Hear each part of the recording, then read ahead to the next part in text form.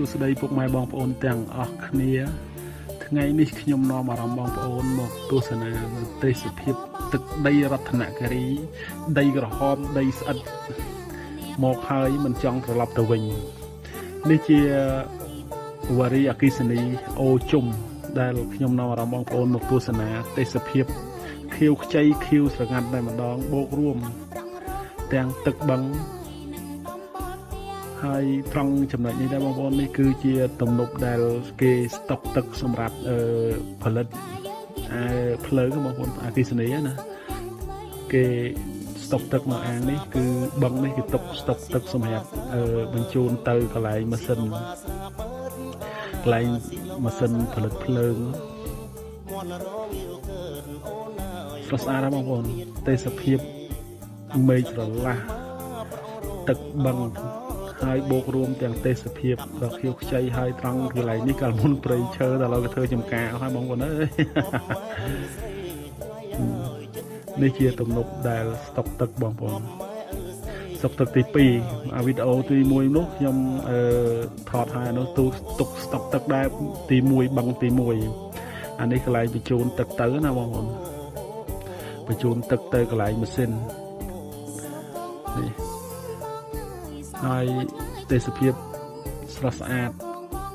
ខៀវខ្ចីល្អណាស់កាលពីផលិតនៅកាលពីអគ្គិសនីនឹងបង្កើតបានថ្មីសាងសង់បានថ្មីរៀងរាល់រដូវខ្ជុំចូលឆ្នាំបុណ្យនិយាយបុណ្យផ្សេងគឺតែងតែមានបងប្អូនប្រជាពលរដ្ឋនៅក្នុងខេត្តជិះមកលេងមកទស្សនាច្រើនបងប្អូនមើលទេសភាពស្រស់ស្អាតមេឃស្រឡះ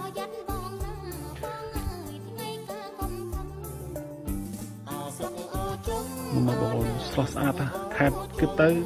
ខេត្តរតនគិរីនារដូវវស្សាគឺទេសភាពខៀវខ្ចីស្ទើរគ្រប់កន្លែងតែម្ដងបងប្អូននេះគ្រាន់តែជាទឹកដីនៃស្រុកអូជុំជាតំបន់វរីអគ្គិសនីតែប៉ុណ្ណោះហើយនេះជា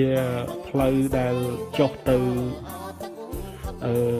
កន្លែងផលិតភ្លើងតែម្ដងបងប្អូនជាផ្លូវចុះទៅមើលទៅបងប្អូនមើលគាត់មើលទេសភាពពិតជាបើនិយាយពីទេសភាពនារដូវវស្សារតនគិរីនេះគឺស្ទើរតែគ្រប់ទីកន្លែងម្ដងខៀវខ្ចីស្រស់បំប្រងគ្រប់ទីកន្លែងតែម្ដងបងប្អូន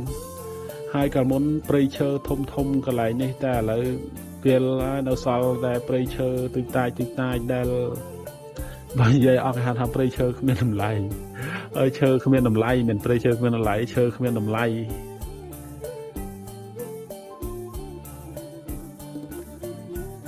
ចុះទៅដល់កន្លែងផលិតភ្លើងកន្លែងអគ្គិសនីវរីអគ្គិសនីស្រុកអូជុំ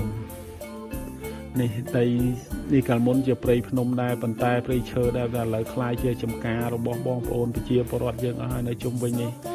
បងប្អូនមើលទស្សនាមើលនិយាយថាមេឃស្រឡះចេះហើយទេសភាពខៀវខ្ចីអញ្ចឹងចូលទៅទីណាក៏ដោយក៏មានអារម្មណ៍ស្រស់ថ្លាទៅតាមទេសភាពដែលមាននៅតាមដងផ្លូវដែរបងប្អូនគឺទេសភាពនៃខេត្តរតនគិរីនេះរដូវវស្សាចេះគឺខៀវខ្ចីខៀវស្រងាត់ល្អណាស់ហើយអារម្មណ៍យើងទៅពេលដែលបាននៅនឹងធម្មជាតិដែលមានអារម្មណ៍ដែលស្រស់ថ្លាដែលខៀវខ្ចីអញ្ចឹងគឺដឹងតែមានអារម្មណ៍ស្រស់ថ្លាតែម្ដងនោះកន្លែងនោះកន្លែងផលិតអគ្គិសនីហ្នឹងនេះកន្លែងហ្នឹងកន្លែងផលិតភ្លើងកន្លែងហ្នឹងប៉ុន្តែខ្ញុំអត់បានចូលទៅដល់កន្លែងហ្នឹងទេគ្រាន់តែនាំអារម្មណ៍បងប្អូនទៅតាមរូបភាពពីចម្ងាយនេះត្រឡប់មកវិញហើយទៅមើលទៅទស្សនាបានមកផ្លែថតបានបន្តិចអរគុណច្រើនបងប្អូន